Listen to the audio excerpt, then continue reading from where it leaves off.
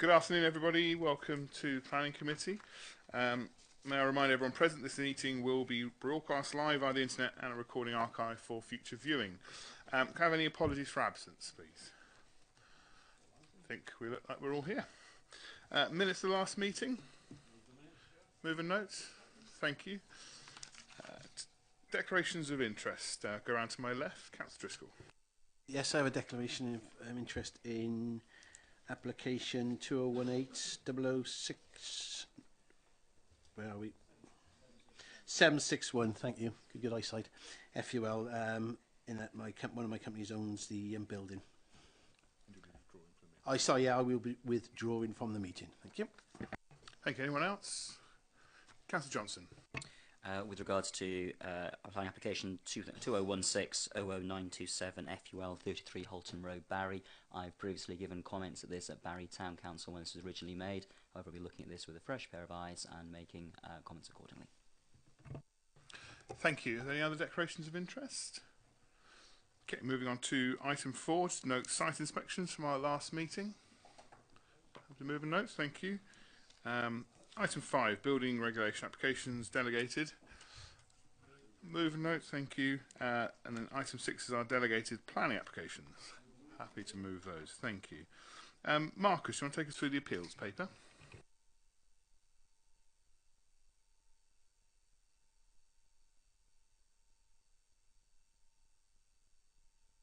Sorry, we have one appeal decision, apologies. 42 Stanwell Road, Penarth. Quite an interesting one. This one's rumbled on for quite some time. Members will recall that it relates to a dormer extension that was erected to a property without planning permission. It has been the subject of previous enforcement proceedings and appeals. And the current proposal was an application which was attempting to present a slightly reduced scheme, but obviously not to remove the dormer. That has been to appeal, and the inspector has noted all the various points, but came to the conclusion that it is a disjointed and clumsy arrangement, would appear as an ill-conceived afterthought, and has recommended that the appeal fail. So that appeal has been dismissed, and I would assume the enforcement notice that relates to it will remain in place. There are no other appeal decisions, just to note the combined total now of 77% success rate for the council in respect of appeals to date. Thank you very much. Anyone comments on the appeals? Happy to move a note? Thank you. Item 8 is our delegated trees list. Happy to move those. Agenda item 9, general planning matters. Vicky's going to take us through the annual performance Vale at Glamorgan. Members will remember last year this came to us after submission, and we had certain comments to make. This, I believe, is before submission, and she'll introduce it, and we'll have at our discretion. Vicky. Thank you, Chair. The report is for noting, but as the Chair's alluded to, if you have any comments or want to seek any amendments to the report, we still have the opportunity to do that at this stage, and then it's due to be submitted to Welsh Government next month. So hopefully you'll be familiar with the format of the report. It's the same as last year. The start of the document itself just sets out some context in terms of the Vale Glamorgan Planning Department and the sort of pressures and policies and so on that we're using here. It talks about the number of planning applications and so on that we've received. Then it goes into a little bit about what we've achieved this year. So in terms of determinations, we've dealt with 1,173 planning applications in the year. That's over 100 applications per officer. We've currently demonstrated that we have in excess of the 5-year housing land supply here in the Vale, which is, I think we're one of about 4 in the whole of Wales that can boast that at the moment. So that's in our favour. We've made various improvements this year. We've started entering into planning performance agreements with some major developers. We've also introduced new supplementary planning guidance to support our local development plan, and we continue to have a high level of success in terms of Section 106 agreements. Last year we secured 28 Section 106 agreements with a financial value of 8.1 million, in addition to the on-site provision of things like open space and affordable housing. That actually represents, a large chunk of the total 106 contributions across the whole of Wales. We continue to punch above our weight in terms of Section 106 agreements, so I think that's something worth being proud of. There's also an annual service users survey that's carried out for of all people that submit planning applications, our planning agents and applicants. Again, relatively positive results. 67% of our respondents were satisfied overall with how we handled their application, which is quite a bit higher than the All Wales average of 63%. And then the report carries on to look at some individual indicators in a bit more detail. On page 39 of the report is the sort of summary annex A of the performance framework, and you can see there against the Welsh Government's own targets and what represents good, fair or room for improvement. We've got green against all of our indicators, with the exception of the percentage of appeals dismissed, which was last year 64%, albeit that's only just shy of the overall good, which is 66%. And as Marcus has just referred to in our appeals report, this year we're at 77%, so we've already improved on last year for that indicator. The only other comment I wanted to let members know, on page 41 there are some typos. It continuously refers to us submitting our annual monitoring report in respect of the LDP this October. In fact, it'll actually be next October, which will give us a full year's worth of monitoring data from the date of adopting the LDP. So subject to that correction, happy to take any comments or questions on it. Anybody want to comment? Make any notes? Councillor Johnson. Thank you, Chair, and thank you to Victoria for bringing the report back. And we did ask last year for this in a site in advance, and it's a very interesting and very illuminating document in terms of the workload of the planning department. I do have a couple of questions, just genuine questions, and a couple of comments. The first one is regarding page 28. Where there's a discussion about minimising costs and the requirement to advertise planning applications in the local press. I'm just wondering if I get a bit of clarification on that. Also on the following page 29, there's a reference to the vacancies within the team. So a little bit of just if you could unpack that and how that's going to look going forward. I then have some quick further comments. Page 44. Which is where we're on the good, fair and improvement needed, red, amber, green section. The first question there, or the first indicator there, and I appreciate these aren't our indicators, is about the percentage of member-made decisions against officer advice. And while I appreciate the sort of the informed legal position that, regarding planning, I find this a very interesting indicator, because essentially it's telling us that we shouldn't, as planning committee members, be voting against what we're told to by officers. And I consider that to be a very interesting tension between the democracy and technocracy of these positions. I'm also just wondering how that fits in regarding the decision, particularly regarding I think 5 Island Road, and whether there's also therefore because of the nature of this indicator, whether there's an impetus for officers to get us to agree to something or to be deferred or removed because they're going to be judged negatively on this later on. So I do think that's a very interesting and almost quite strange indicator, because it suggests that it's good that we agree and nod our heads when officers tell us to, rather than query and question. I don't think I'm sure that's not the intention of Welsh Government when asking this indicator, or maybe it is, but certainly I think as councillors, I think we should be free to voice our opinions on this and vote accordingly, with due regard to the information provided, etc. And then just again for clarification, page 50, so the very last paragraph, which is regarding the community infrastructure levy. I'm just wondering if we have an update on that situation, where we are right now, because obviously that's something we've not progressed, but I was wondering about the wider mood music regarding SIL. Thanks. Vicky. Thank you. Okay, let's try and find those each in turn. Okay, in respect of the costs for local press, this is something that we have lobbied Welsh Government about in the past. And when I say we, I'm talking about all chief planning officers across the whole of Wales. And, you know, in light of the sort of restrictions we have on budgets these days and constantly looking for efficiency savings, this just feels like something that is an unnecessary burden on the public purse to be requiring local adverts in the press. And in our experience, people get engaged in planning applications that they're interested in, either because they've received a letter from us directly because they're a neighbour, or they've seen a site notice because it's on their street, or it appears in the press on the front cover, or somewhere else prominent because of the level of public interest in the matter, or they look at it on our website or on other social media. So we just feel like this is quite an antiquated sort of, hang-up from you know, historic legislation, yet it's costing us in the region of £30,000 a year. Across Wales, it's £400,000 a year, and it just feels like the planning system's been used to subsidise the press. Marcus wants to speak on.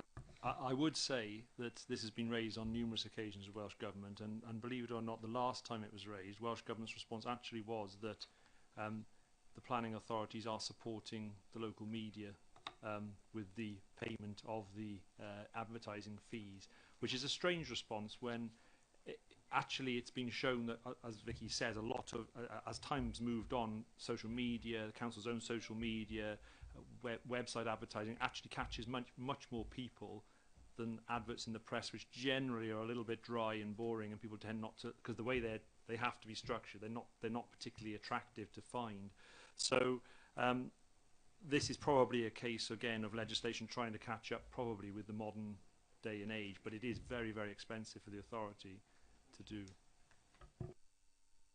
So, Jeremy, is there a threshold? What's the level at which something has to be advertised within the local media, and what's the definition of advertise? The threshold is major applications and or then applications which may be of local interest, which doesn't really help anyone. The listed buildings usually all have to be advertised when generally the public are not. They're very technical applications, as we know, and they tend not to stir up, or they tend not to stir up the most opposition. The definition of advert is relatively specific. It's just a paper which circulates in the area within which the application is relevant. So it's again, I think it dates back to 1990, to the original Planning Act, and we just keep asking Welsh Government to look at this again in the light of modern communications, modern councils having websites and communication techniques which go beyond perhaps the old-fashioned paper idea, where the circulations are constantly dropping. On the other points, in terms of staff vacancies, so we've highlighted one is in planning policy. They're actually on secondment for 2 years to Merthyr. So that's quite a good opportunity given where we are in terms of planning policy, having just adopted the LDP. So we felt we were able to actually hold that vacancy as a cost-saving measure for the time being. Obviously, when we're looking at plan review and so on, we need more staff in policy, so it's just dealing with the workload pressures as we can. Similarly, in terms of the enforcement officer post, which is currently vacant, we did have a planning student in the policy team, which we've had for a number of years. We've moved that planning student into the enforcement team, so that we've still got the same number of staff. It's just sort of moving people around to try and cover and manage the workload. We do, members will be aware that we use planning students. We have 3 planning students every year. We've actually kept on last year's planning students for the time being to help cover these existing vacancies, so that we're still helping to manage the workload. And they do offer us extremely good value for money, not least their enthusiasm for planning, which fresh to it. So they offer us an excellent way of succession planning and keeping enough people in the room to deal with the volume of work that we're dealing with. So hopefully that covers that question.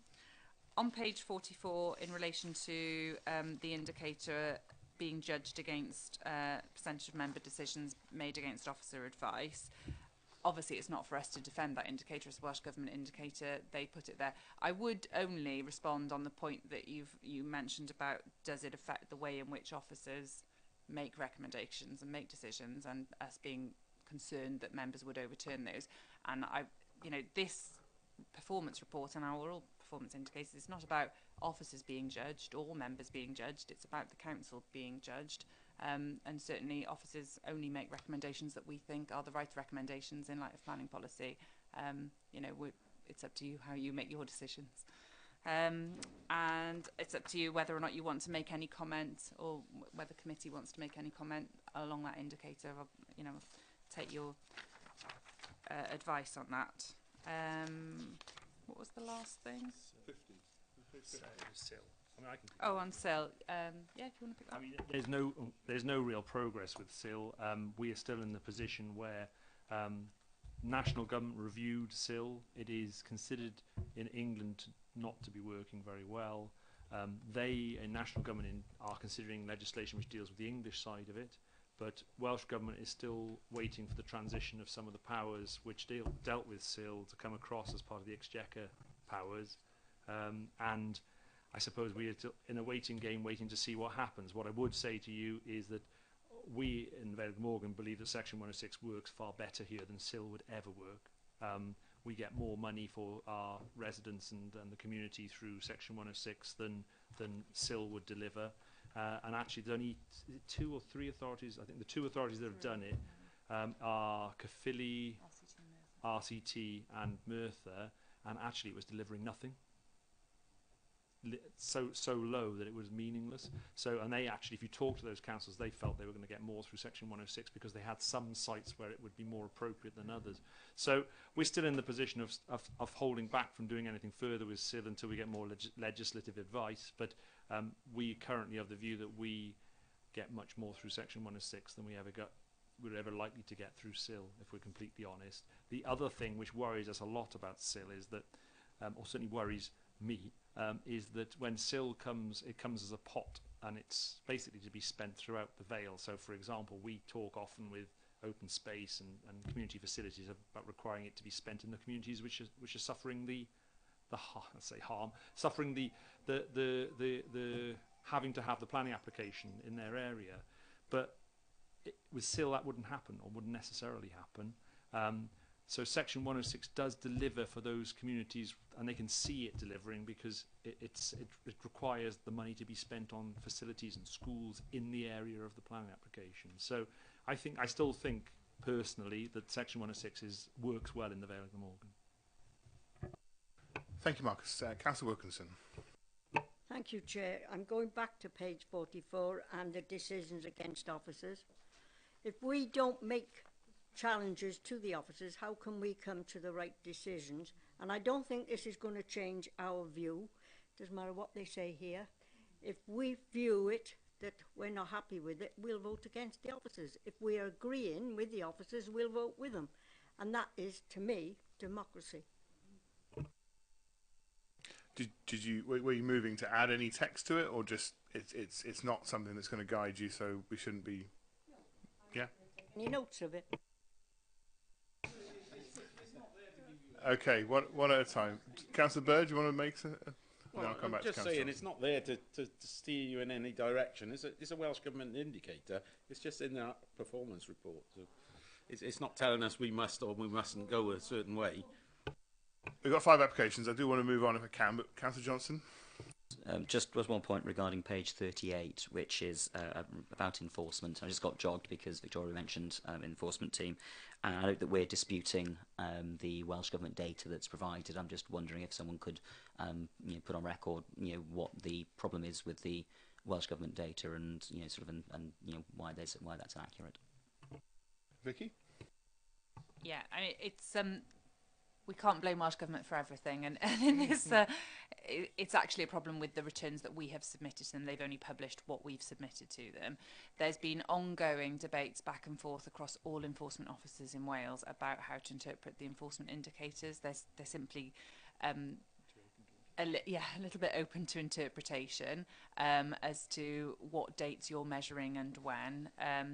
And Justina, our principal officer for enforcement, has been heavily involved now in sort of making sure that the national guidance everybody uses is as clear as it can be, and so that we're all being consistent. So we've updated our data in light of that, basically, to show more accurate figures.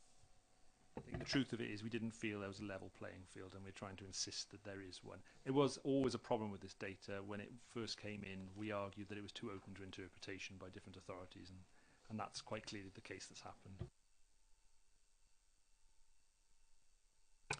Thank you for that final point. If we're happy to move and note that, just thank officers for bringing it to us in a timely fashion. I know we were talking about it before the meeting, so thank you for that. It's been a useful debate. Moving on now to planning applications, agenda item 10. I am, in view of our only speakers being attached to an application further down the agenda, I'm going to jig them to the top and then we'll do the rest of them. So I'm going to start with planning application 2018/00730 FUL 6 Salmonswood, Graig, Pentline, and Marcus. Would you like to talk us through this? Thank you, Chair. Yes, this is an application for part of the rear garden of existing dwelling at 6 Salmons Wood in Graig Pentline. It lies just within the part of the site lies just within the settlement boundary for Graig Pentline, as defined by the LDP, and I think the access lies just outside. It's for a single-storey detached dwelling. There have been previous applications on the land which have been refused in 2015 or 2016, I should say, and 2017, and an appeal dismissed in 2017. Those were for, I believe, 2 dwellings, and the planning history will highlight that. In this particular case, the main issues are centred around the principle of a new development in this location on the edge of the village, and the impact on the surrounding rural landscape and special landscape area. Obviously, the planning history is also relevant.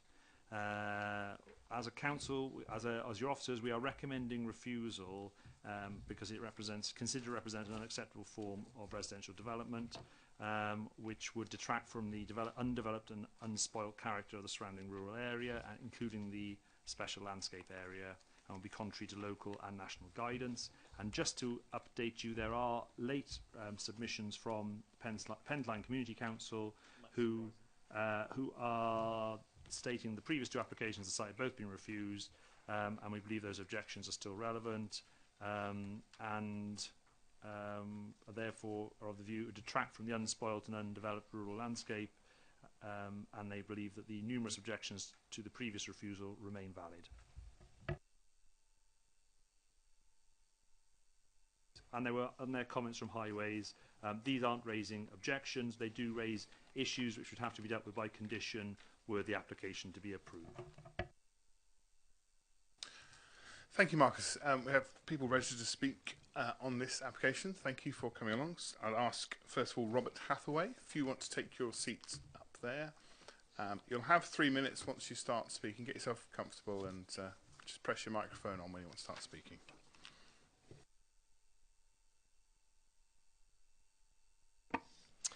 It is vitally important for councillors to appreciate that this application is totally different to the 2 previous applications and the appeal.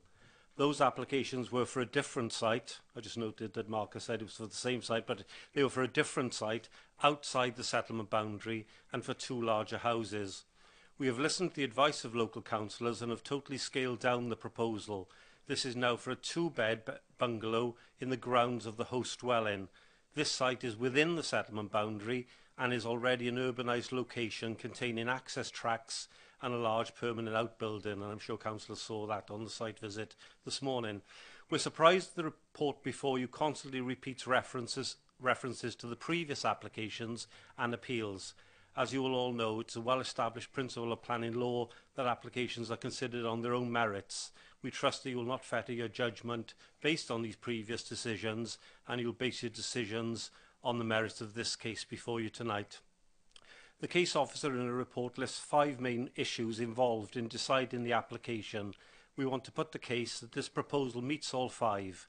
First, the principle of residential development. Your own adopted settlement policies allow for new housing in the minor settlement of Cry-Pentline. There have been numerous examples of new housing in the settlement boundary in recent years, as local councillors well know. The application is therefore policy compliant. This is not a reason for refusal. Secondly, the impact on the surrounding rural landscape. And you'll have already noted what I said, that the application is in the settlement boundary. Development is proposed within an urbanised context and within an enclosed, mature garden. Historically, this was the location of an earlier dwelling. Impacts are small scale and localised and can be dealt with by layout and design detail. Due to levels and existing vegetation, only the roof line of the dwelling would be visible from footpaths, and this would be similar to view in the existing outbuilding. You could only see the roof seen against the back cloth of the village. On page 109, the case officer states that the new dwelling will be visible from the west approach. This is not the case due to screening by existing hedges, trees and topography. Thirdly, then, highway safety. There are no highway objections, and we just heard that. Fourthly, the effect on neighbouring and general residential amenities. The case officer's report accepts that the proposed bungalow will meet the privacy requirements for window-to-window distances and meets your own amenity standards. Finally, Section 106 requirements. The applicant is willing to enter into a Section 106 agreement that will control the use of the dwelling proposed as a local self-build. In conclusion, members, the low-slung nature of the design, nestled amongst its topography in the settlement boundary, meets your LDP policies. It does not damage the quality of the countryside, as it is already located in the urban form and character of the village. Thank you very much, sir.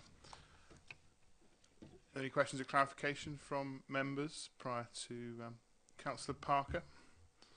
Yeah, thank you, Chairman. In your opening statement, you said that you consulted with the local members. I am one of the local members that was consulted, along with my other two ward members, and we certainly didn't give you advice as to the way. I don't think that's clarifying, I must say. I want clarification. No, I want clarification where you got that opinion from. Okay. My understanding is that based on the earlier submission of the two dwellings, the applicant was told that was very likely to succeed, and it was far more likely and better if something was shown within the settlement boundary. You will have an open chance to discuss what your opinions were at greater length than this gentleman. He's given his view. If there are no other questions of clarification, I'll ask you to step down and Christine Roach to take your seat. When you're ready, you'll have 3 minutes once you've started speaking. Good afternoon, councillors. Thank you for the opportunity to add to the comments made previously in support of my father's planning application at Salmonswood by Mr Rob Hathaway. This plan, as you will have gathered, have been subject of much careful discussion and consideration. I grew up in Cry-Pentline, and my parents have lived there for over 40 years. Much of their married life, during which time they have raised a family and built, modified and landscaped their property to the extent that it blends comfortably into the surroundings. This has been helped by the extensive planting of trees, bushes and hedgerows, and is effectively screened from the separately owned field to the rear. Inevitably, they are, however, approaching that stage of life when its quality would progressively be enhanced and maintained if supported through provision of residential domiciliary care. Using my professional healthcare skills, this would effectively enable them to live their lives independently and more effectively for much longer. It would also help considerably offset any potential financial burden on local social care services. My requirements in order to effectively provide such help are quite modest, as my father's plan application reflects. Permitting the construction of this dwelling would also release a 2-bed social rented property in Colwinston. I would therefore urge you to look favourably on this application. Thank you. Thank you. If there are any questions or clarification, thank you for your time.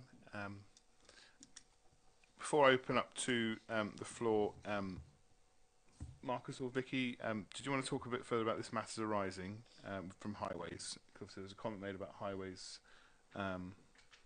not objecting from one of our speakers. Well, the comments of the Highways Officer just make certain requirements, which if it was to be approved would have to be dealt with through a planning condition, but they haven't actually raised specific objections, they just made specific requirements. Just one other point of clarification so the members are aware. The plan which dealt with the previous refusal is on page 103, just for clarity, and you can see it is the land to the rear of the current application, just for clarity, but obviously the access road is the same. And finally, one other point, it is the road itself, or the access track itself, is outside of the settlement boundary. Thank you. Councillor Parker. Yeah, thank you, Chair.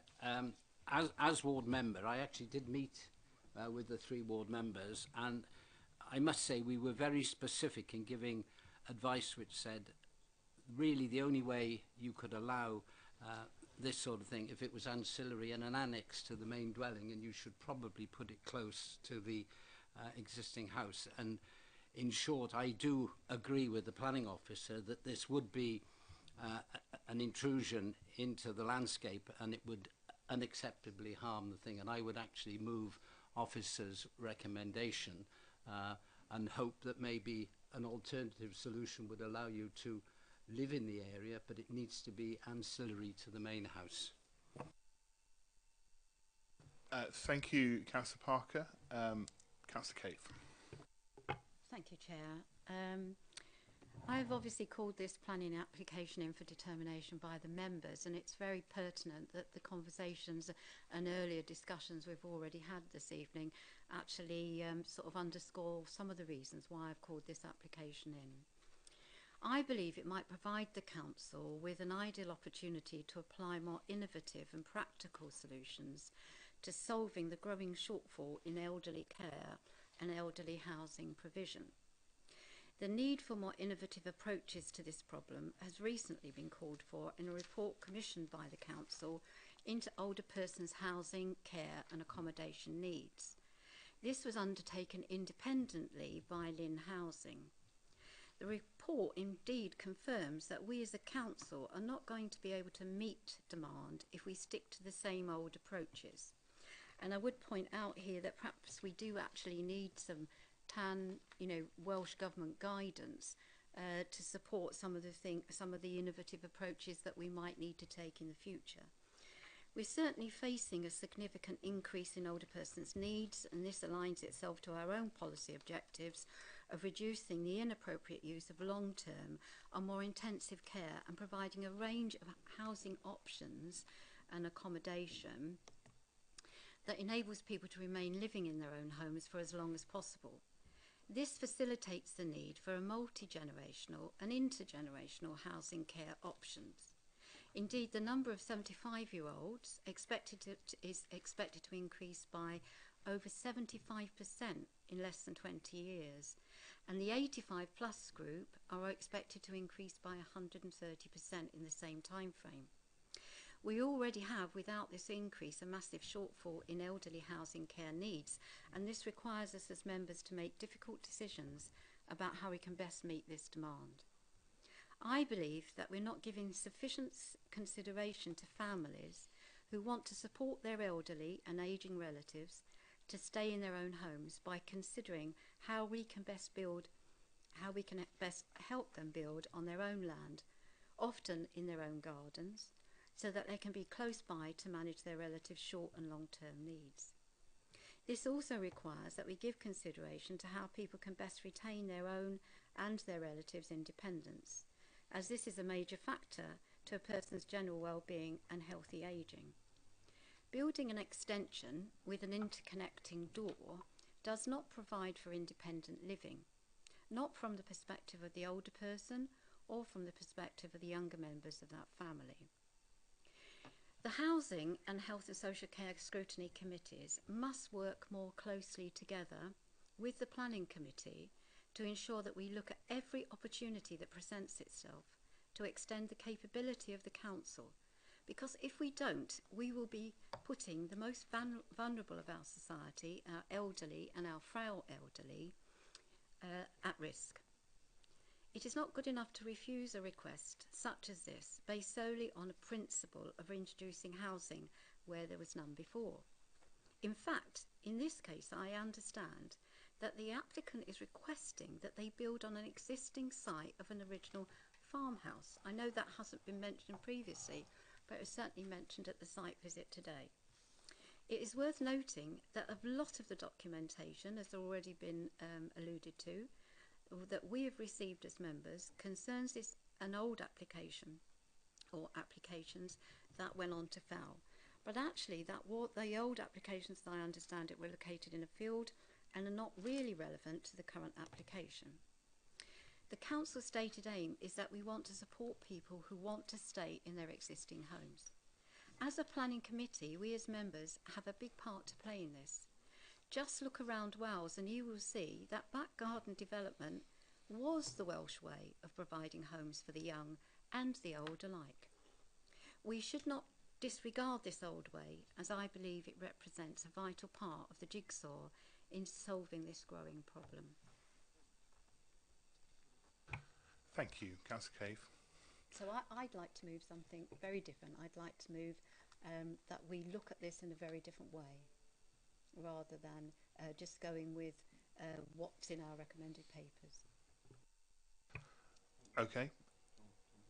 Councillor Bird, who were next to indicate. Thank you.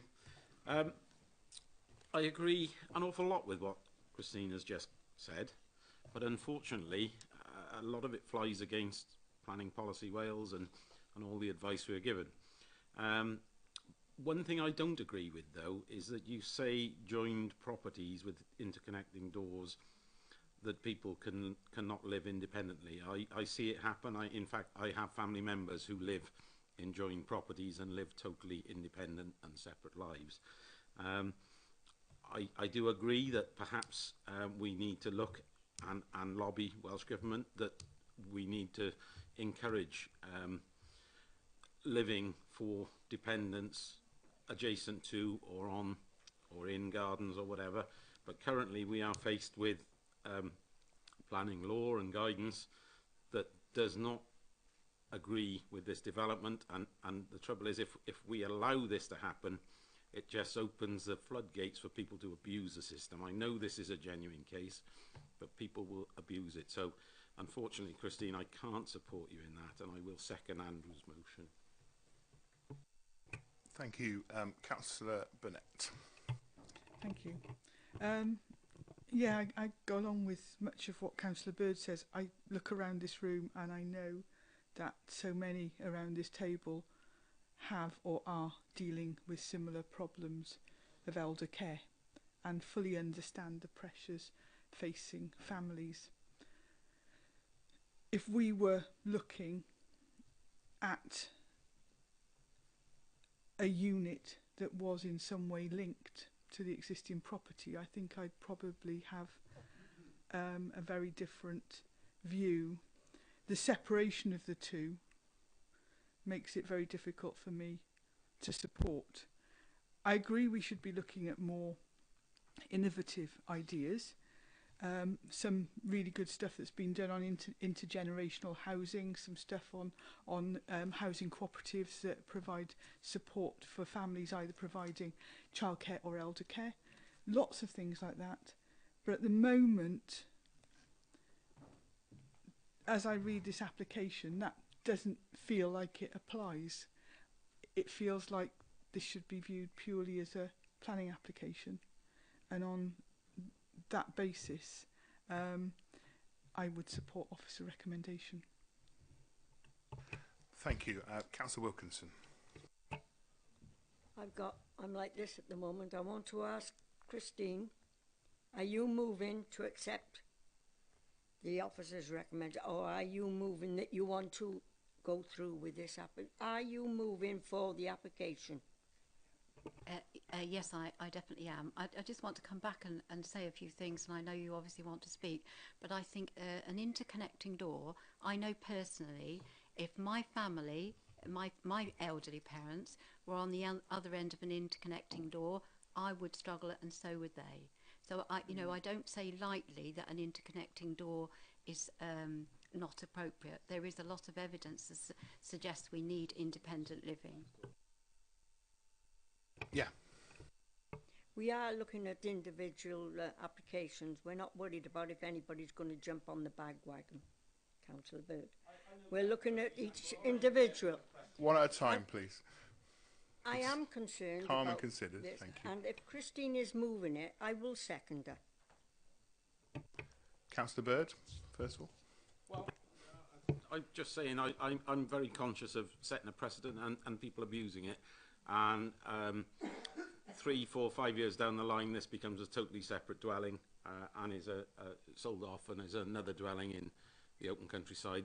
That's why, you know, I have it in my family that families are living in interconnected premises perfectly independently, and I don't see the problem. I had Councillor Parker, but Councillor Cave, you went to start speaking. Do you want to speak first?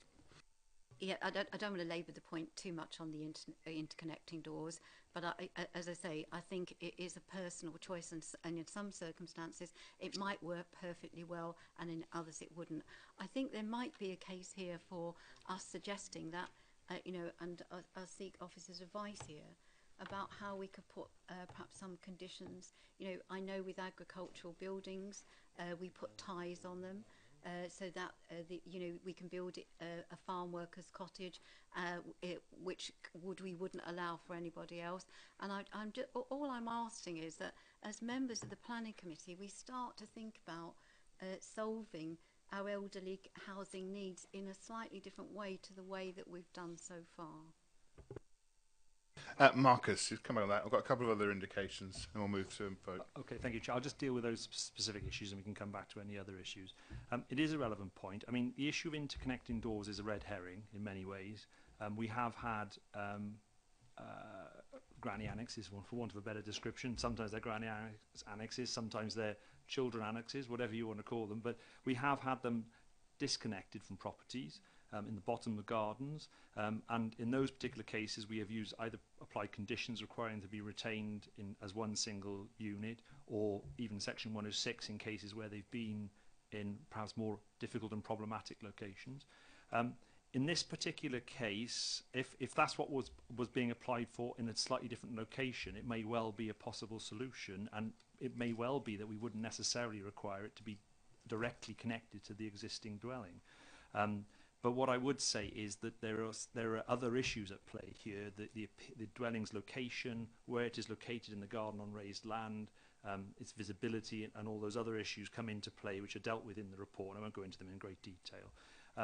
But while recognising the issues that Councillor Cave is raising, I think the problem here is the creation of a separate dwelling, because that is what is required. It would be very, very difficult to condition that dwelling. If it's a separate dwelling, it's a separate dwelling. The condition you're talking about, or has been talked about with regard to rural businesses, is a completely separate condition supported by national policy. And that national policy gives it such considerable weight, we're quite comfortable in applying it. Whereas any condition we tried to concoct here now, which required it to be, for example, lived in perpetuity by the applicant, would not stand the test of planning policy and would be challengeable very, very quickly. I know that for a fact. So it is a very difficult position, but I think from a planning policy point of view, the location, as well as what is proposed, but the location is just not, in our view, the right location. I have two others who indicate, Councillor Parker and then Councillor Thomas. If there are no new points, I'll move on to a vote on the first motion of officer recommendations and then the second motion. I'll take your point as well, Councillor Johnson. Councillor Parker. Thank you, Chair. Regretfully, only 3 people of the committee arrived on site today, and I feel sure that if they actually had walked the site and seen it, you will see that the new house is a long way away from the main house. As Marcus has previously has stated, it is quite easy to put a granny annex ancillary to the main house without necessarily joining onto it. You can join onto it with a conservatory or but the secret is it has to be ancillary and it has to be related to the main house. The purpose of this house, if the house in front was sold on to another party, then we have a house in the open countryside.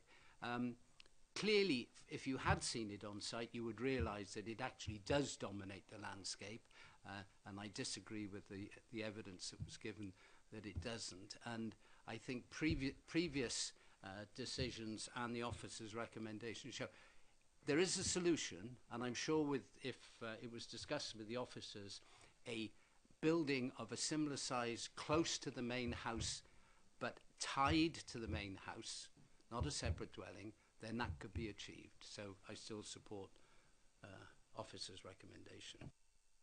Councillor Thomas. Yeah, thank you, Chair. I indicated wanting to speak because at the time I felt we were wandering away from our function, and we're a quasi-judicial body. We are bound by planning law and planning rules.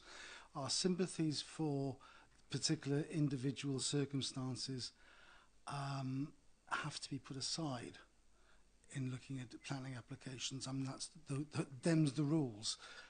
We need to be looking at this as an application in and of itself, and not looking at the ancillary reasons and so on that go with that, because that is not necessarily relevant to the planning application.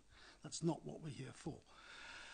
Andrew, and I mean, I had the benefit of visiting. Andrew's quite right. If you look at the profile of the land and the way in which it's structured, this house will be, as indicated there, perhaps that the emphasis by the heavy ruling makes it a little more obvious, but it is standing out on the hillside, and it's not going to be that unobtrusive as suggested. There are solutions that are possible, but that we're not being asked to consider them. We're being asked to consider this and only this. Thank you. Councillor Johnson, and I will move it on to a vote. Thank you, Chair. And this is a separate point. It was I think the agent earlier referred to the existence of the previous dwelling, which is also mentioned in the notes here, page 104, Celyn in Chwyth. So I'm just looking for a bit of clarification as to if we know when that dwelling existed or last existed, and the nature of the settlement boundary around the area, because obviously if there's a 19th century house in that area, then how does that operate in terms of a policy? Great. I think there were some other technical points as well that we're going to come back on before we moved on. Marcus? Any property that was there it has to be we haven't got details of when it was demolished or when it went. It has to be some considerable time ago. But what I would say to you in planning terms, when it's gone, it's gone. Unless there is some other mitigating circumstance, such as when you have a fire with a property and it remains as a ruin for whatever reason, pretty much when it's demolished, or even partially demolished in some instances, it is gone.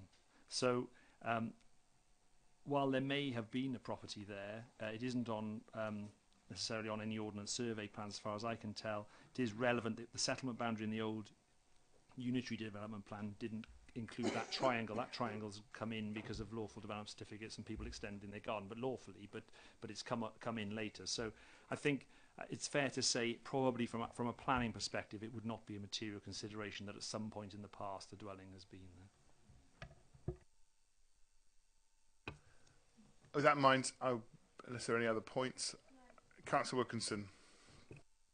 If this is lost tonight, and I know I'm sure it is going to be, can I ask the officers to speak to the applicants and try and solve this, because otherwise this is going to keep coming back. Okay, we'll note that. I'm sure they will. With that in mind, I'll move on to motion first, which is with officer recommendations. All those in favour of officer recommendations? And those against? I think that was everyone. There weren't any abstentions, were there? That motion passes with officer recommendations. Thank you.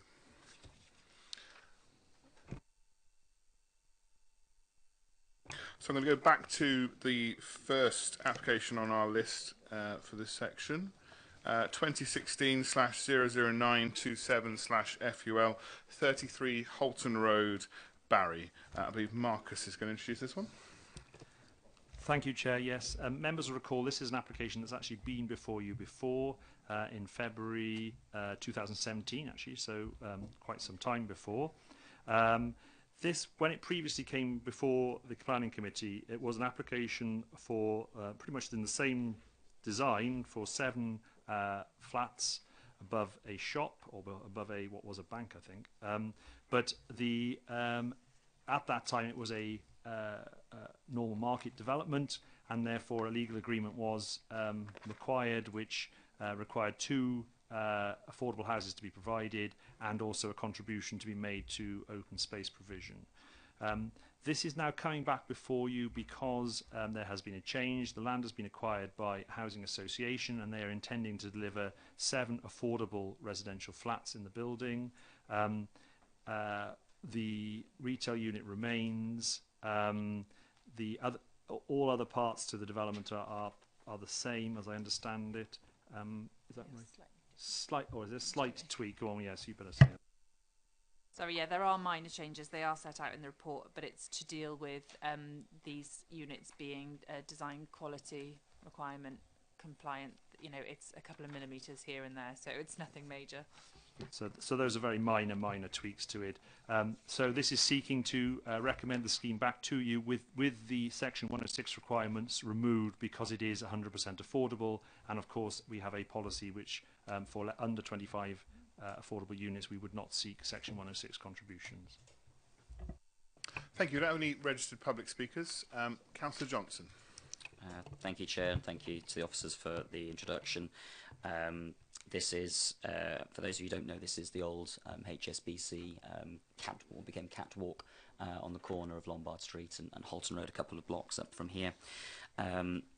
The original plans were for 10 flats. That was then reduced to 7, which is what was passed by the previous planning committee in 2017. As I said, I spoke as a local member at that, speaking today as a member of the planning committee. The changes that are being proposed, and obviously the technical building changes are not that huge. The main change, as outlined by officers, is that it will now be 100% social accommodation rather than a mixture of private and social as it was before. That in itself is to be welcomed. I think that makes sense in terms of the location and in terms of the looking after the building. However, the issues that were, I think, pertinent to the application when it came in front of the committee in 2017 remain pertinent now. That is the extension to the rear, the reduction or the limited amenity space that will be there, and the massing on the side of Lombard Street, in addition to the issues regarding parking in the area, which, and certainly I'm aware that Highways at the time, I assume, still maintained their opposition or their concern regarding movement from Regent Street turning into Lombard Street as a result of the fencing off that's being proposed here. So while I am, I think, probably moderately pleased with the fact that it's going to be all social housing, given the requirements that we have for that, and that it will be responsibly maintained, etc., I still have concerns regarding the fact that I think that the extension to this, and therefore the consequent impacts upon the amenities. So I will not be supporting this tonight. Thank you, Councillor Johnson. I had Councillor Burnett indicate. It's a concern really about the amenity space. I think any councillor that has flats within their ward would recognise the issue, potential issue here, where there might be bin stores, but if you've got to walk out onto the street and along the pavement to actually then access the bin stores, I have concerns about how much of that rubbish won't reach it. I've had so many conversations with waste and recycling about problem flats where exactly the same thing has happened. And I can't see any access through to that amenity space from any of those flats. So I don't think it's sufficient to refuse, and recognising that the reduction down from 10. but I think I have huge concerns about the fact that they've got an amenity space, but how usable it is, I don't know. Thank you. Marcus? Thank you, Chair. Yeah, just to point out that when negotiations were going on with this originally back in 2016-17, the amenity area you can see at the back, which is a drying area, an amenity area for and a bin store and cycle store, that originally was proposed as car parking. And that was, we argued with the then developer that that should be removed and should be made available for amenity space. So that's how that size of amenity space has come around. You'll be aware that on Holton Road there are a number of properties, existing properties, that don't have any amenity space. So it is an advantage in that respect. We always had some limited concerns, and the report makes that clear about the fact that access to the amenity space in the bin store is by street rather than necessarily inside the space. What I would say, to give some members some comfort, is that obviously that was approved in 2017, but this is now a housing association scheme. Harvard, I understand, are the housing association who are delivering this. And as such, I think members can be fairly confident that they will be very, very strict with their occupiers, their renters, to ensure that, for example, waste isn't just left on the street, that where bin stores are available, those bin stores are used. And they do have powers where perhaps a private landlord wouldn't be quite as strict, because that's what the situation we would have been with the approval that previously existed, to be quite rigorous if there is a problem with their renters, where perhaps we wouldn't have as an authority that much control previously. So that's, while that doesn't give complete comfort and isn't the ideal scenario, the report makes that clear it's not an ideal scenario. I think probably it is as much as we can achieve in this particular instance. Councillor Wilkinson. I wouldn't go no, but I wish I had the same faith as Marcus in these people, because I'll tell you what, I deal with quite a lot of these companies. They don't control their tenants at all. I have been to many of them, these housing people, and they oh, you've got nothing to do with us. Right, councillor, thank you, and walk away. They don't want to know, and I have seen a lot of trouble in these housing associations. I wish I had your confidence, Marcus. Thank you. Councillor Johnson. Just to say, I mean, I do have a fair amount of confidence in housing associations, because I think they generally do a good job, although I might make the point that Havod, I think, are taking over most of the western part of Holton Road and Broad Street in terms of the number of developments and potential applications and developments that are going forward at the moment. That's nothing to do with it. My concern, you know, sort of is not with the tenants, who I'm sure will be fantastic and will put their bins and their rubbish exactly where they should do, which is possibly more than is currently the case on that site, where they regularly require waste and cleansing to come and clean up. My concern is the planning perspective is the extension there to the current building, which I think is is too strong for the street scene. And you know, I mean, I suppose if we're going to go down that route, then I suppose I'll move an objection on that basis. Base of overdevelopment. Okay. Do you have a second there? Councillor Parker. Thank you, Chairman. I would move off officer's recommendation. We're never going to get the ideal situation on these conversions of existing properties. Holton Road desperately needs it. And I think this solution goes considerably a long way to achieving what you need.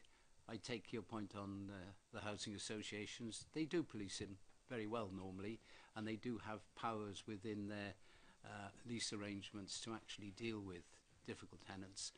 So on that basis, I think I would move officer's recommendation. Councillor Bird. Yeah, just to say I'd second that. Okay, thank you very much. If there are no other contributions, I'll move on to the first motion, which is against. Any technical comments you want to make? I mean, obviously, microphone.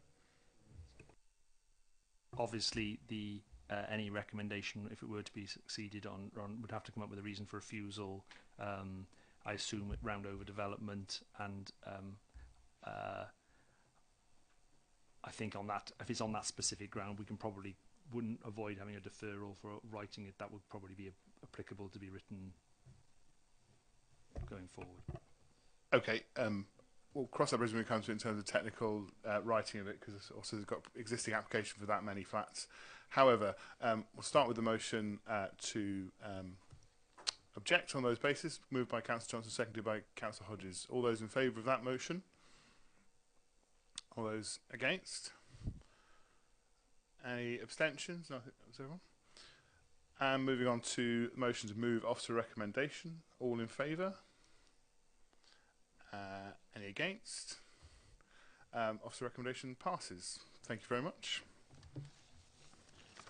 Moving on to application 2018/006 00641 FUL 3 Norman Cottages, Mickleston, Le Pit Road, Mickleston, Le Pit. Councillor Penrose is insisting I should say Mickleston. I don't know if we have a debate. Is it Mickleston or Mickleston? Mickleston. Mickleston? Yeah, he's adamant. Vicky, would you like to introduce this one, please? Thank you, Chair. Thank you to those members of committee that came to the site visit this morning. In particular, because this is a retrospective application, I think I've pulled up the photograph on the screen for you to see, and they are in the report as well.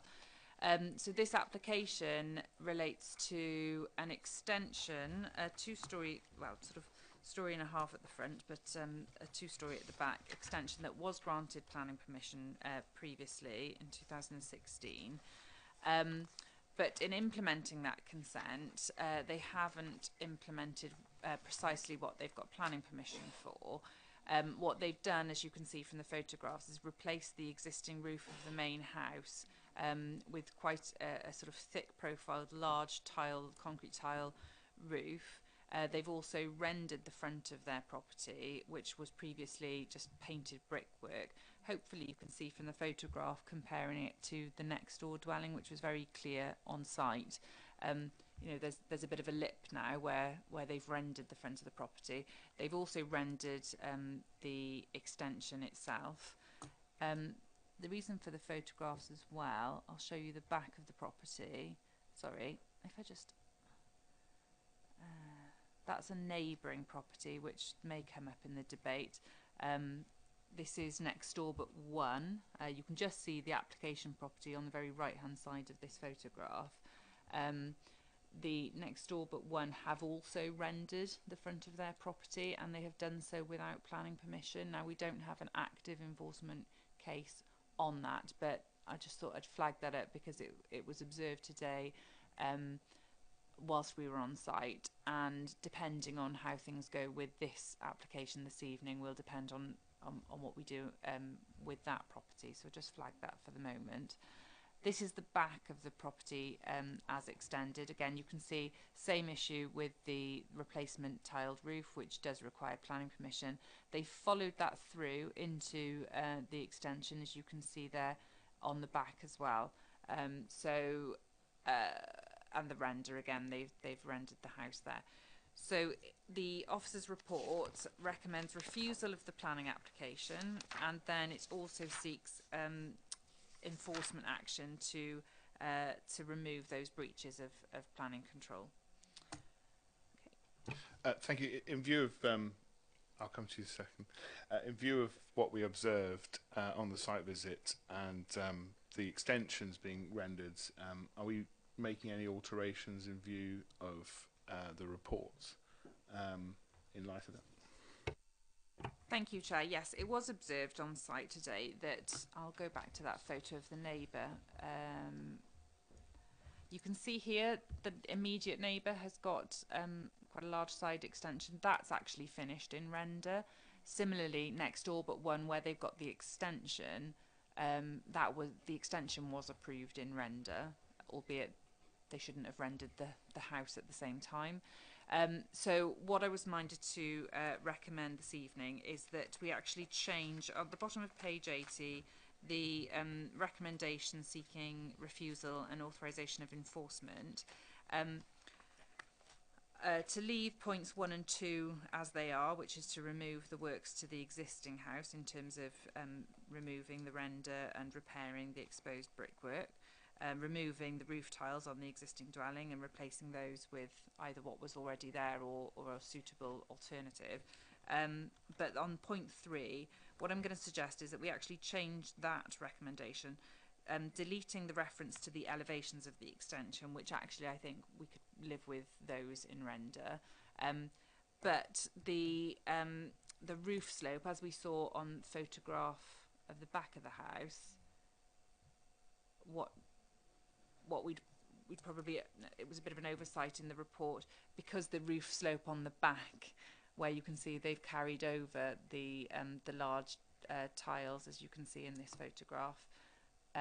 So what I'm suggesting is that we actually change that recommendation 3 to say completion of all roof slopes of the extension in accordance with the scheme approved under the previous application. What that would do is require them to implement the small tiles that they've used on the front on the back of the extension as well. Hope that's clear. Sorry, it's a bit convoluted. Thanks. Okay, clarification, then I've got Councillor Thomas. Yeah, sorry, clarification on that, Vicky. The small roof tiles on the front, in my view, are still incongruous because they are not a match or a close match for the rest of the little hamlet of the RDC thing. So are you saying that it would be possible to re-roof maybe the house with those tiles, or should the whole of the house be re-roofed to match all the adjacent roofs on the old Rural District Council properties? I'd say that's a clarification. Yeah, Vicky? Yeah, we're not actually seeking the removal of the small tiles that we saw on site. So if you feel that those are incongruous and unacceptable, that's not something that we as officers have recommended. Obviously, you're free to change the recommendation to do that. I think we felt actually the small tiles, you know, I take the point, they don't look exactly like the original ones, but these are old properties, and the ability to get something that is identical to what was there previously, I think is going to prove difficult. I think we felt that the tile they'd used, yeah, it's not as good as it could be, but it's probably good enough. And if they had replaced the roof with something along those lines, I think we as officers would have been okay with that. Councillor Thomas. Thanks, Chair. Those of us who were at the site visit would have noticed that the roof does stand out in what is actually a very pretty little village that we all commented on, the sort of the nature of the village in itself. It's not somewhere I'd actually been before, and I was surprised at how cute it was. This particular roof does stand out in that context, in that street scene, and it's glaringly obvious. I think I'd probably go with Councillor Parker's feelings on the smaller tiles that are present, still not looking as though they sort of match with those of the neighbouring properties. The rendering, it's as Vicky says, the house 2 up has got similar rendering, although without planning permission. A number of the garage extension, the end bits are or appear to be, they do seem to have been rendered in a couple of the neighbouring houses, so I can't really see we can jump up and down too loudly about that. But certainly this particular property doesn't look right in the street. See, the back perhaps is less relevant because although it's right by a public right of way as well, so people will be approaching from both sides. That little brown fence you can see to the right of that photograph is the public right of way. So it's not a hidden away piece of property or piece of housing, and it really isn't appropriate within that street scene and with that village. Thank you. Presumably with the rewording, Vicky, of point 3, Roman numeral 3 after 2, there is the opportunity for the conservation officer to have an opinion on all of the tiles used on the extension roof. So if you're comfortable not to change that, if we know that the conservation officer's in looking at that. Yes, by all means. By changing that recommendation 3, completion of all roof slopes of the extension to be in accordance with what's been approved.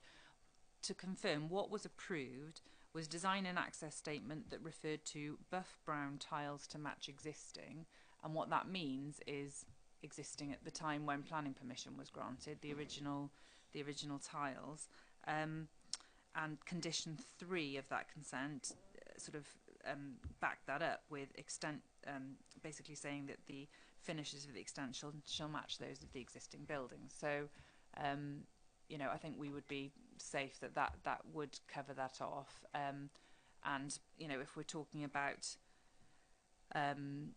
any sort of clarification on what the suitable alternative is under point 2, we could obviously seek material samples and things like that to make sure that they are complying with the terms of the enforcement notice when it comes to it. Thank you. Councillor King. Thank you, Chair. Thank you, colleagues. I do regret not being able to attend this morning, and I doubly regret not sending my apologies.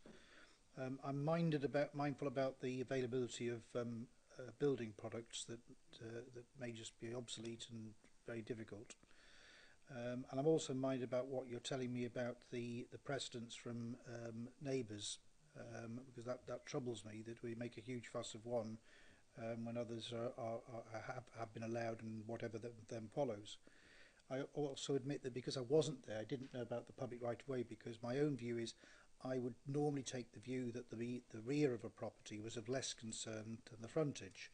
But with what my colleague and other people there were saying, so I suppose I'm asking really for a point of clarification rather than a comment. Could we take a more relaxed view about the rear of the property, please?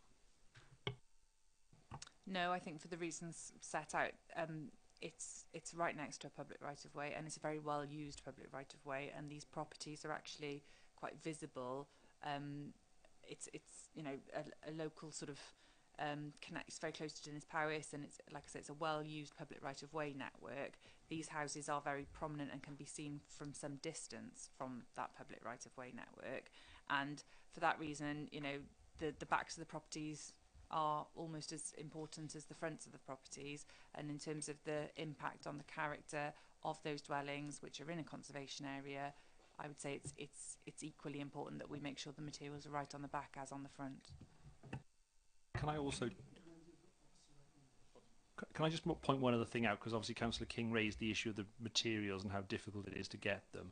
I would point out they're almost certainly rosemary, what's called Redland rosemary tiles, from experience, having dealt with these, and actually they're very easy to get hold of. They're still made. They're cheap. They're about 45p a tile, and they're just more difficult to put on the roof. Roofers don't like putting them on because they're smaller, and they're twice as many. So I would suspect that the roof that's been put on there is just the easiest roof that's gone on. I have Councillor Parker next and Councillor Bird. Yeah, it's just a couple of points. Picking up on the roof tiles, Penarth has a considerable number of these roof tiles. It is a very easy match, and this is a very, very nice little group of buildings designed by the Rural Council architect many years ago, and every time I drive round the Vale, I enjoy seeing the little houses in Bonvilston here, there's Leckwith, and this is a considerable intrusion into what is a very nice little conservation area, and the officers are quite right in actually seeking powers to correct it. And a little point that I would make is that even the fascias on the garage extension are incongruous and not in accordance with the traditional details. When you put a rosemary tile or a similar tile of that quality, that would be corrected. So I would move officer's recommendation, or seconded, I think. Okay, so you're moving off to recommendations. I've got Councillor Bird next. You're seconding off to recommendations. Without your microphone on, for those at home, Eddie Edmonds was the architect filling you in. Councillor Thomas,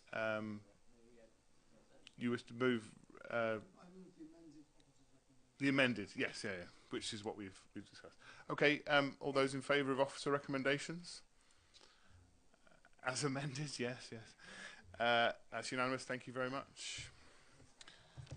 Moving on to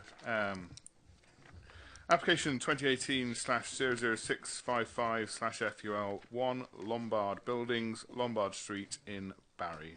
Vicky.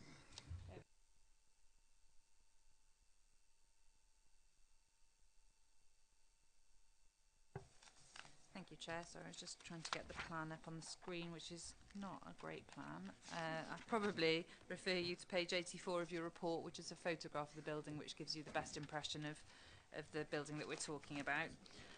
So, as you can see, this is an end of terrace property. It's just outside, off Halton Road on Lombard Street. And the application seeks consent to change the use to a D1 children's nursery, providing daycare facilities for children between the ages of 0 up to 12.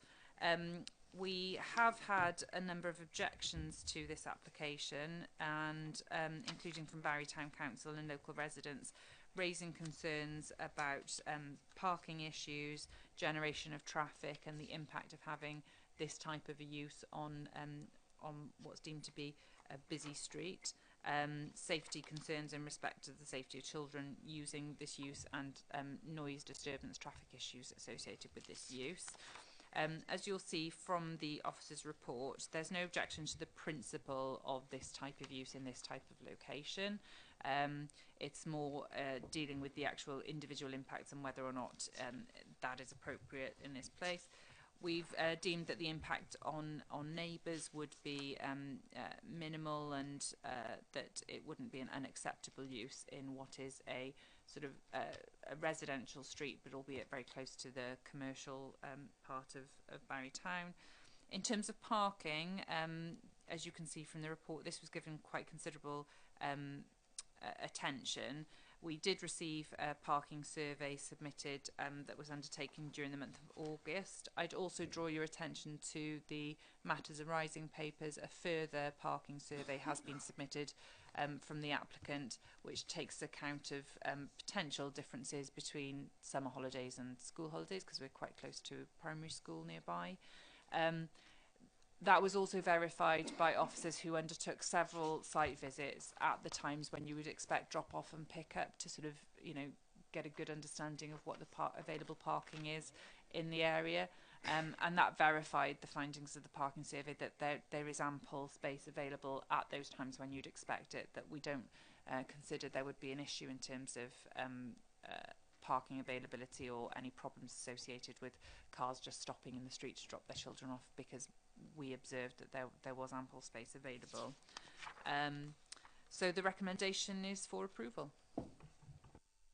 Thank you. Councillor Johnson. Okay, thank you much to Victoria for the introduction there. I asked that this be determined by the committee after receiving serious complaints from local residents who were concerned about as you can see on the representation of page 85 regarding additional parking. The street already generates lots of traffic from you know, its town centre locations, people coming down Woodlands Road and then down Lombard Street, and concerns regarding speeding and the safety of children, which includes on exit from the property. You've got a picture of the property on page 84. As you can see, it's a slightly larger property than the terraced houses alongside it, but I'm very sure you can imagine the size of the terraced houses on Lombard Street there, and you can see from the layouts there at the bottom of page 84. I would like to thank the applicant for their traffic surveys. I actually found that really interesting, really useful, not necessarily just in the case of this application here, but actually in the context of our town centre parking strategies. And so the suggestion that there is ample parking space in and around the area in the western part of Halton Road, I think is something that will probably be taken into consideration. Hopefully this will be included within comments regarding the parking strategy in coming weeks. As I said, the complaints, the comments that came from local residents were generally regarding parking, speed of traffic, etc. That is perhaps the not the least of my concerns, but not my main concern when it comes to this property, which is really the change of use from A1 to D1, which is obviously a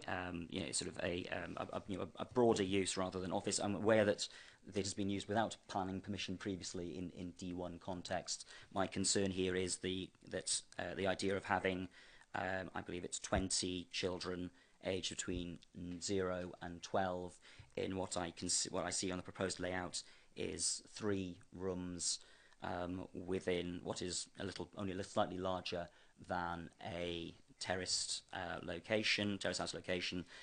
There is a yard at the back that is rather small given the extension on the property there. I have substantial concerns that you can realistically fit 20 children of varying ages within this size property. That's probably my main concern.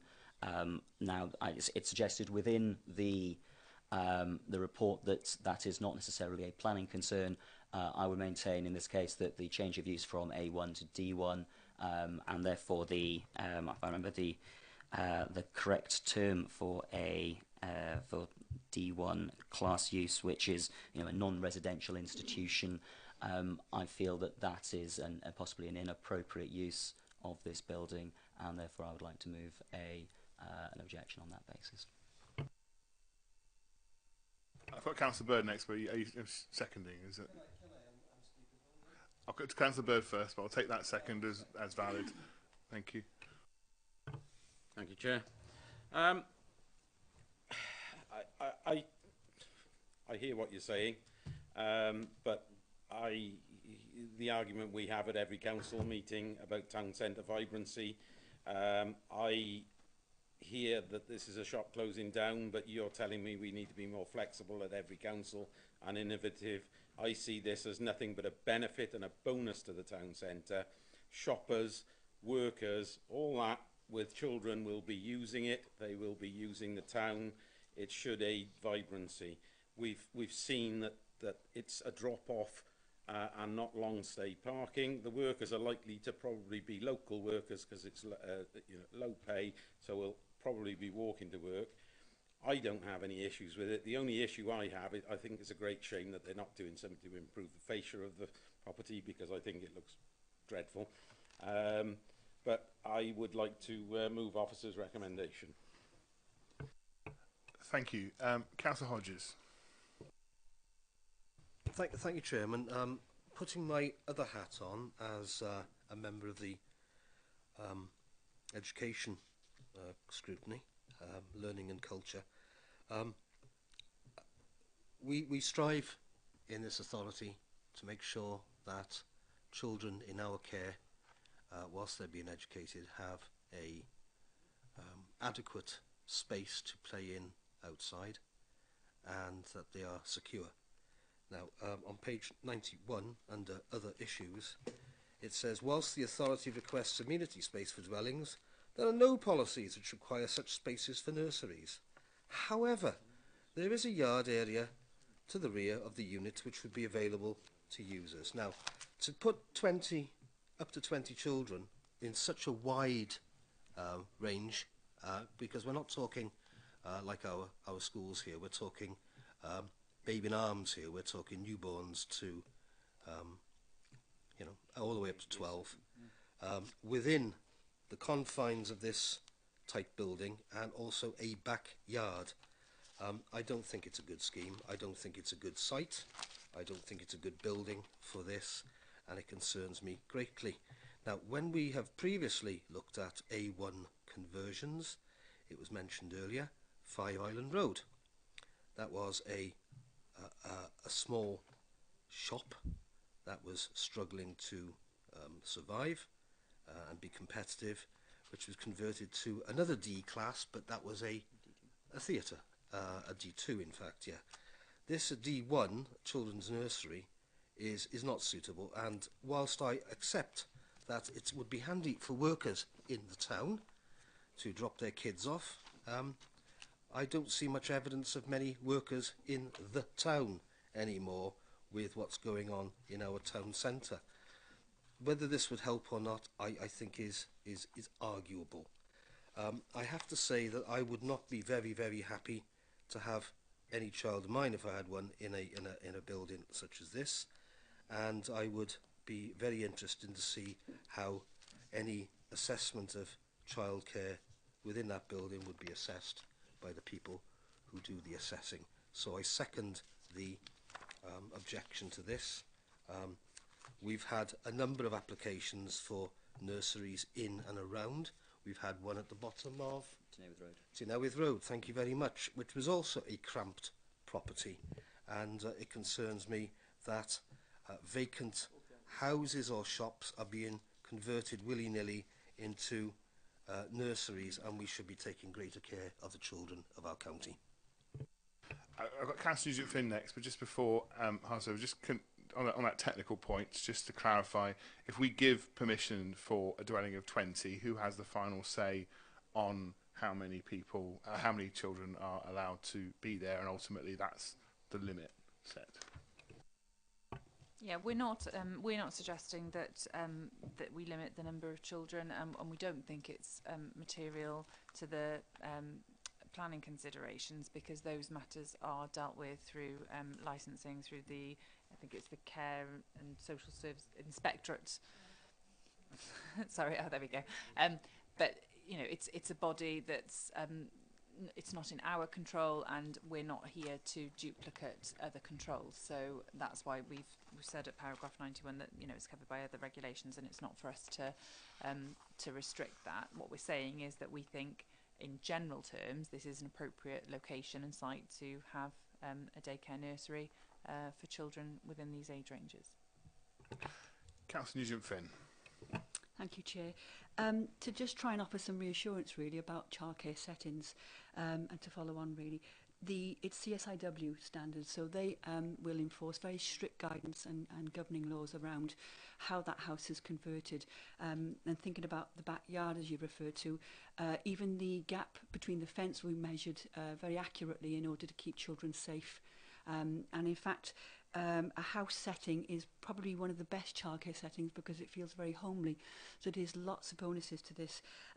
Ratio is actually very, very strict as well in every age group. So obviously the younger the child, the less ratio, the older it is. It's governed very strictly. So I'm just hoping that will offer some assurance really. Having worked in childcare settings for quite some time, I would certainly welcome this. Are you seconding Councillor Bird's motion? I am. Okay, fine. Councillor Thomas, then Councillor King. The microphone for us, thank you.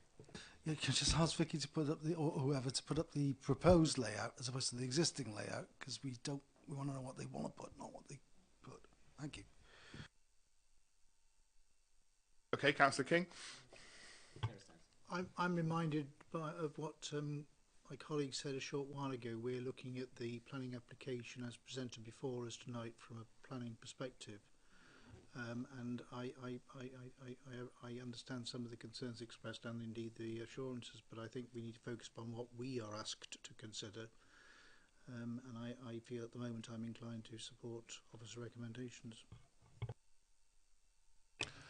Okay, I think we've covered the points. If no one else wishes to speak, I'll start first of all with the motion from Councillor Johnson, seconded by Councillor Hodges, objecting to it. If we get a vote in favour of that, we'll need to draft a reason before we can draw that on. So refusing the application.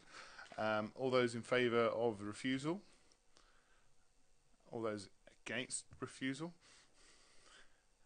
Okay, and moving to the motion of officer recommendations. All in favour of officer recommendations? Any against?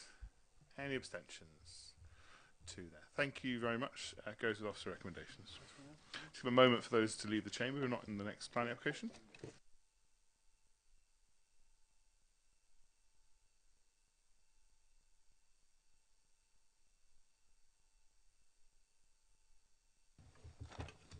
Moving on to our final planning application, 2018/00761/FUL, Sports Nutrition Supplements, 50A Holton Road, Barry.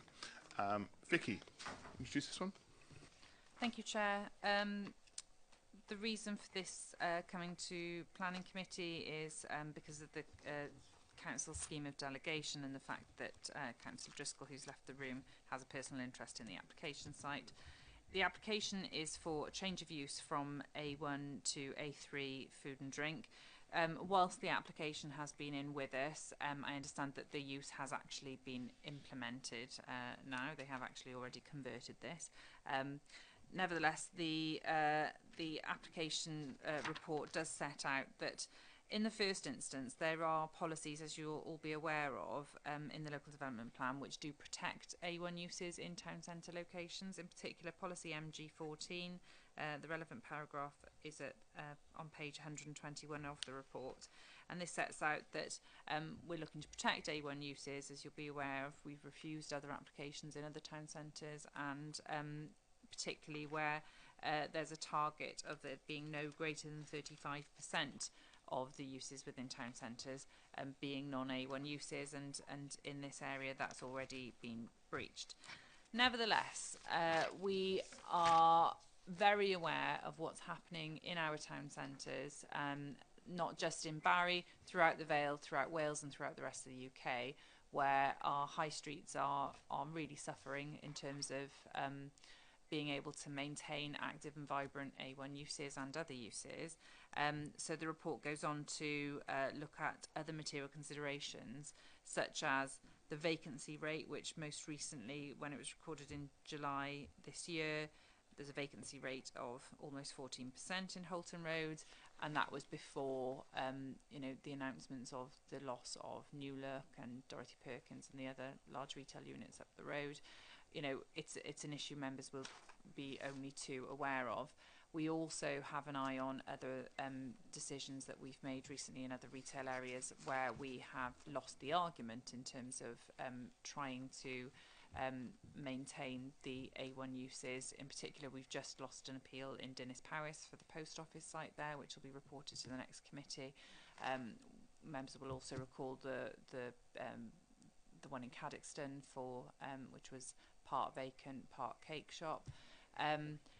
We feel that where opportunities are coming forward for other commercial uses, that we need to be taking a more flexible approach than the absolute rigid policy approach. And I think this will be happening more and more through development management, where we are getting alternative commercial uses even when they're not A1. If they're providing an active daytime use within our town centres, then I think we need to be more positive about that. That's why we've set out in the report that we're recommending approval of this planning application. Thank you. I've got Councillor Johnson first. Thank you, Chair. I mean, this is a change of use, so similar in some respects to what was recently discussed around the corner from here on Lombard Street. In this case, a change from A1 to A3.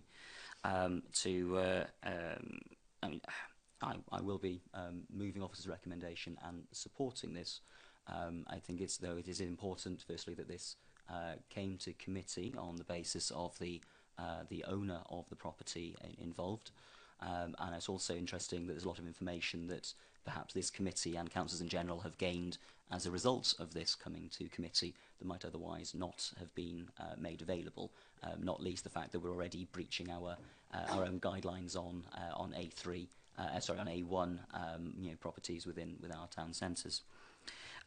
What I am concerned with on this application is that obviously the applicant was aware that a change of use was required, hence the application a few months ago, but that they decided to go ahead with opening in advance of this meeting taking place and this application being determined. Naturally, I think if we saw buildings being built or incinerators being fired up without people having necessary permits, then we'd be concerned, and therefore I think that concern is therefore valid in this case. What I would say is that obviously we've there's two major points are the number of shops that have closed on Holton Road, the vibrancy of that as a town centre. We've had that discussion on a regular basis with Councillor Bird at full council meetings. In fact, I mean, I remember walking up Holton Road with Councillor Bird back in, I think it was the first week of March, when we spotted that SNS, the supplement shop that was there, had a, you know, we're closing down sign. So I'm glad that that space has been filled, because there are very many spaces on Holton Road that have so far not been filled since the shops closed down in the last year or so, and especially at the top end.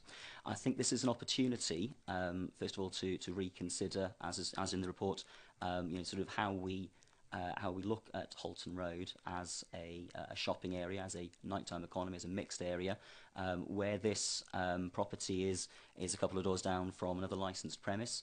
It's across the road from a supermarket which is open until well into the evening, and there are other takeaway and restaurant units around there. I think that perhaps gives us maybe an inkling of a sort of model that might be adopted for some parts of Holton Road, where they gear themselves towards the nighttime economy, and we look at ways that they can be open through the day and through the night as well. I had another point I was going to make there.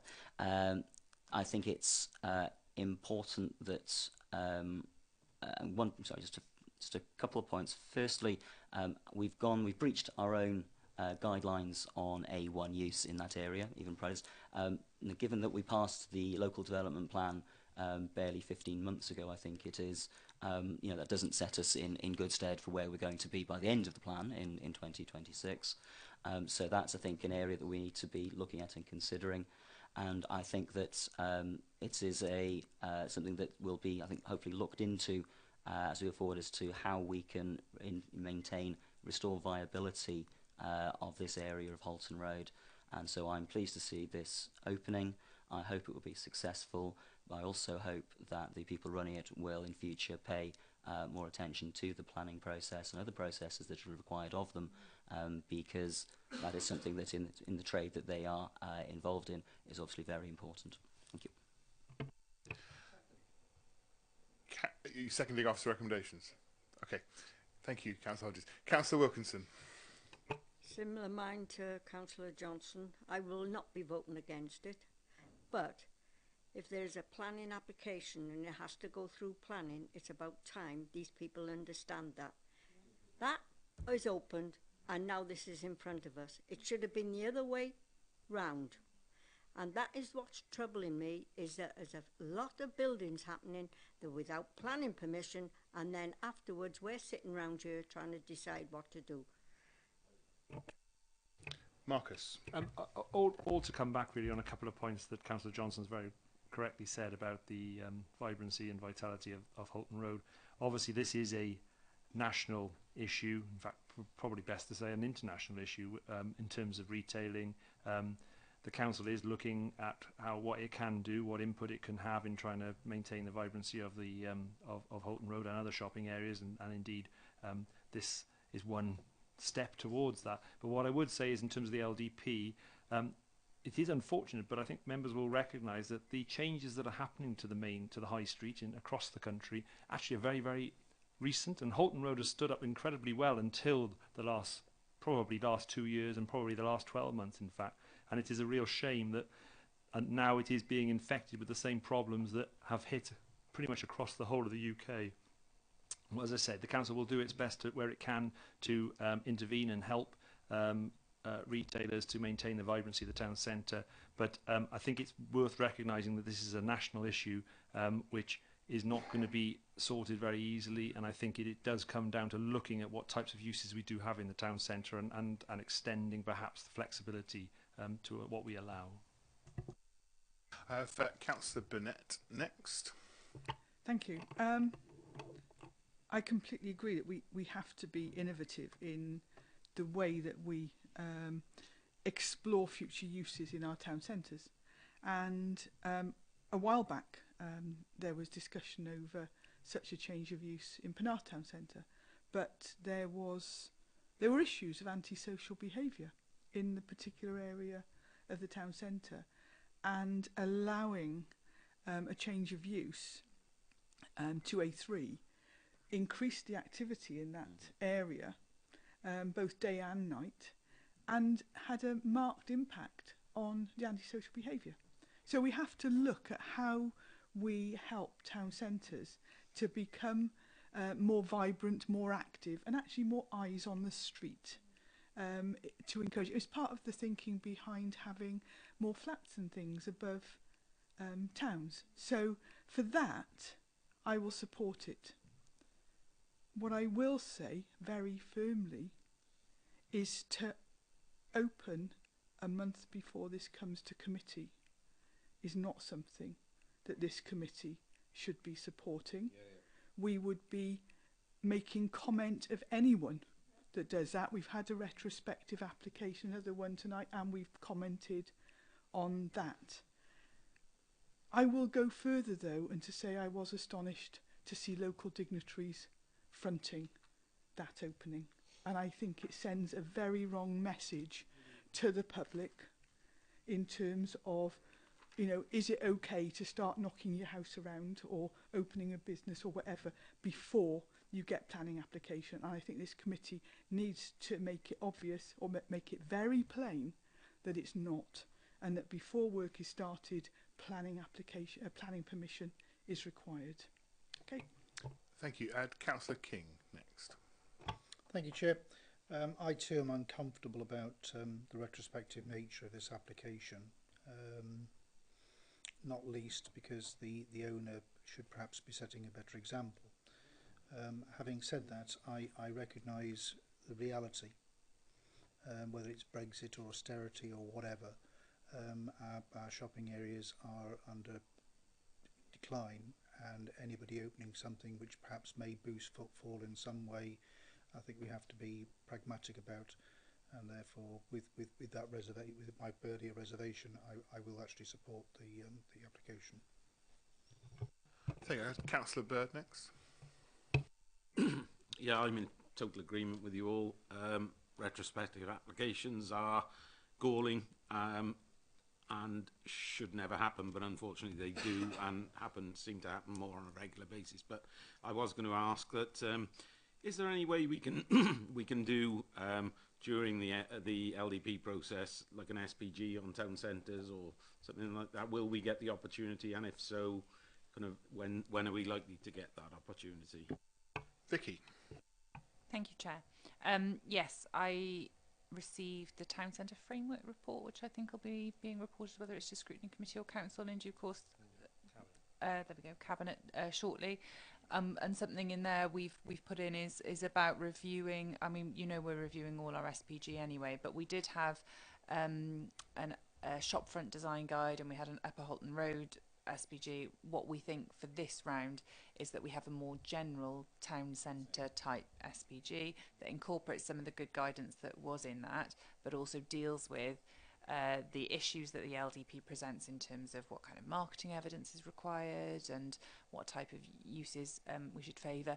You know, it's fair to say that our LDP policies are more rigid than I would want them to be.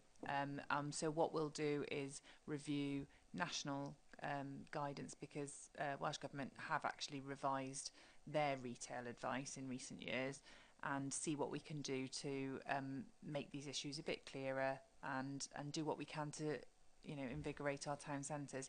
The point about we've already breached the expectations in the LDP around the 65%, 35%, you know, much of that is not through granting planning permission, it's through vacancies, basically, and that's going to tip the balance. And those are targets that you would hope, because you would like to see a predominance of A1 uses in town centres, because they're the best for footfall, they're the best for active frontages. But unfortunately, the way the world is going in terms of internet shopping, etc., those uses are finding it more and more difficult to cling on. So what's important for me is that we get other active uses that still invite footfall and daytime uses and active economy, rather than facing pressure for conversion to residential uses, which is what we have been experiencing and what we're trying to resist fundamentally. So, in order, I have Councillors Johnson, Thomas and Drake, and then I'll move it to a vote unless there's anything significant. Councillor Johnson. Thank you. I just wanted to make a couple of points on some of the answers and comments that have been given. I mean, firstly, one of the points is that this isn't really, a retrospective application. It's not that somebody didn't know they were supposed to be doing this and then went back in. It was that an application was submitted and the property, the shop opened before this meeting took place. I mean, that was done with full knowledge, not an accidental. I didn't realise that this had to be done. Although I understand the commercial prerogative that people may consider in these circumstances as a business owner. The interesting thing about the town centres in Barry, I think, is in general how stable, not the word, but certainly how strong the independent sector is in comparison to the multinationals, the chain operatives, which are the ones who pulled out recently. That might be in part because people, as sole traders or running their own shops, have more to lose, or less to lose, even in some cases, by maintaining their open shops. But it's also that gap has been caused by specific types of shops that have closed down, and where I'm concerned is that we've maybe not been proactive enough in speaking to the people who make the decisions on pulling those shops out, and that's what's left us with specific gaps in the centre of town, in areas which have quite high business rates as well, which is obviously a disincentive.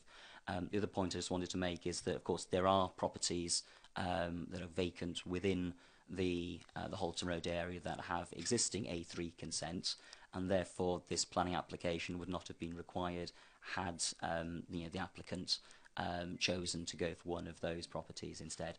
I don't know their business reasons, I don't know what conversations they had, I don't know who they spoke to, but the fact that there are A3 consents existing within Halton Road that are not in use and making up part of that 39% of non-A1 means that there are places that people might have gone, and I don't know as an individual what the reasons are for those A3 consents currently being vacant, but that's something I'm sure that our town centre managers, etc., officers, etc., will be able to inform me of, because it would be good to know why things are vacant for long periods of time if they don't have to be.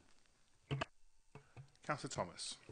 Yeah, I share everyone's concern about the decline on the high street. However, my question is a question of process and procedure, and can you explain? Presumably, this property has a license to operate, and how the license was granted when there's no planning permission, and what the process is around that, please.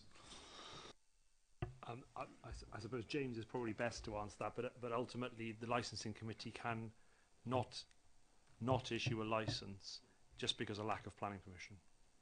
So, pardon? Right, okay, well, there we are. But anyway, that isn't a reason not to issue a license. Yeah. Yeah, it didn't go to committee. It would have gone through the licensing process. Okay.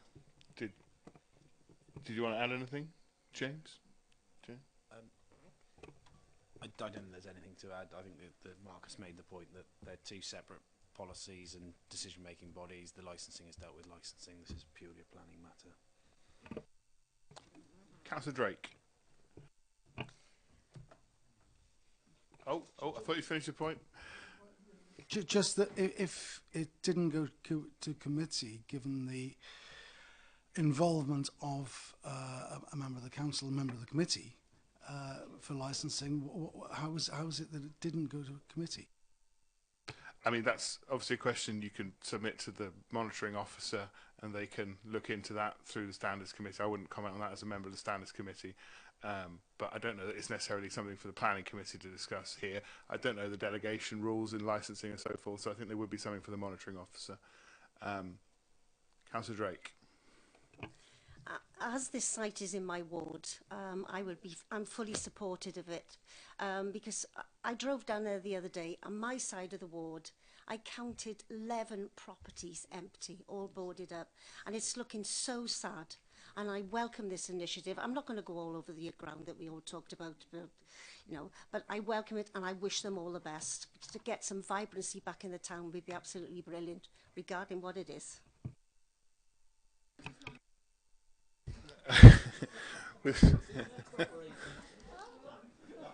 Okay,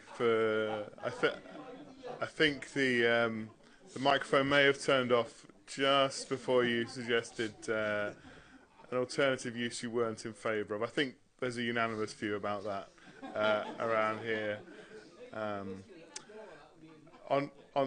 that issue. Right, okay. Put it back to order. I've got a motion in front of me. All those in favour of officer recommendations, please. That's unanimous. Thank you very much. I've got no other items on the agenda. See you in November. Thank you.